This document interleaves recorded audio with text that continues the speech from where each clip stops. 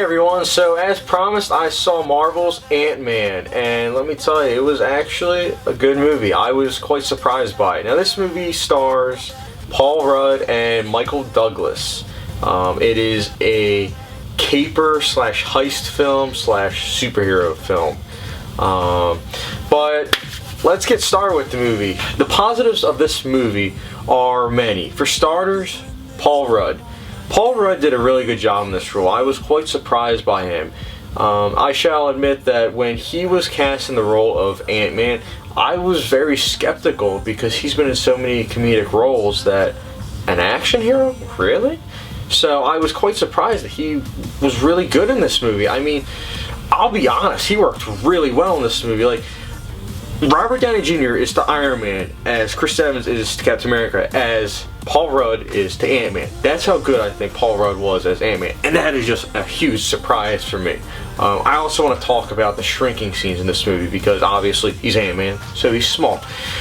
The shrinking scenes in this movie were really good. I really liked how when he shrunk down, you got to see the world from his point of view, and it kind of had a moment. It made me just think about the world and how big it is and how small we as humans are in it.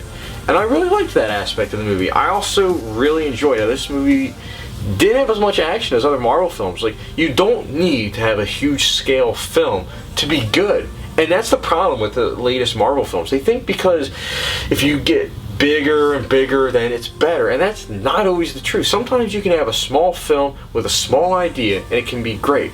It's called an independent film, but that's not the point of this movie. This movie isn't an independent film. It is just on a smaller scale with smaller plot points that work really well to the film's advantage. It is a heist film at the heart, and it works really well. It kind of takes cues from Ocean's 11 and especially Snatch, especially when it comes to the editing style. The editing style of this movie is very fast, as is the pacing, and I liked that a lot. There's a lot of stuff I liked about this movie. And I also just want to talk about Michael Douglas. Michael Douglas is the film's strongest asset. Now, no Marvel film thus far has had Academy Award-winning acting, and this film is no exception, but Michael Douglas was really good as like the father figure of the film, and he did a really good job with delivering lines of dialogue, and he did his job with that aspect. I also thought that the characters, besides the villain, everyone was well developed for the most part, I thought, and they did their job. But now, I'm going to get over to the negatives. The negatives of this film, there's only a couple really. I think the main one being that the villain, he's very generic and very boring. A hero is only as good as the villain, and in this case, the villain in this movie is weak. Now, I'll give it that most Marvel films have weak villains. This is no exception. Even Loki, who everyone loves, I find him to be very weak, very poorly written, and this villain, he's so poorly written, I can't even remember his name off the top of my head. That's how poorly written he is.